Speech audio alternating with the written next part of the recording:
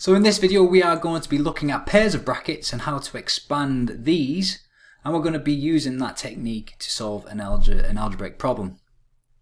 So let's have an example. We have to expand and simplify x plus 2 and x plus 3. So what we're going to do is we're going to take each of these terms and multiply it by the entire bracket on the right. So we're going to take the x and we're going to multiply it by x plus 3, then we're going to take the 2 and then multiply that by x plus 3. So we're going to take the x, I'm going to take the plus 2, and we're going to multiply them by the brackets on the right.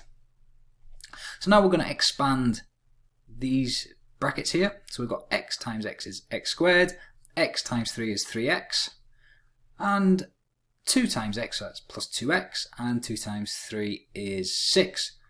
Plus 3 and plus 2 is 5x, so it'll be x squared plus 5x plus 6.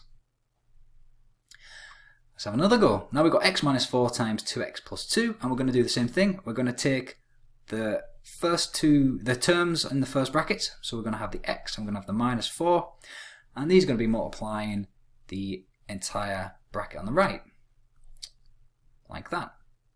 And now what we're going to do is we're going to multiply x times 2x is 2x squared, x times 2 is 2x, minus 4 times 2x is minus 8x, minus 4 times 2 is minus 8. This plus 2x and minus 8x is minus 6x, so it's 2x minus 6x minus 8. Okay, and now we're moving forward. 3x minus 3 times 4 minus x. Again, the process for taking each of these terms and multiplying it by the bracket on the right. So 3x times 4 minus x and minus 3 times 4 minus x. 3x times 4 is 12x. 3x minus x, that's minus 3x squared. Minus 3 times 4 is minus 12, and minus 3 times minus x is positive 3x, or plus 3x. Let's collect like terms. So now we've got the minus 3x squared here. So we're always having the highest power of x first. Now we're going to have the x term, so 12x plus 3x is 15x. And now we've got this minus 12 at the end here. Alright, let's have an algebraic problem, and we're going to use these techniques to solve this. So we have a rectangle, and we're given the length of the side and the length of the other side.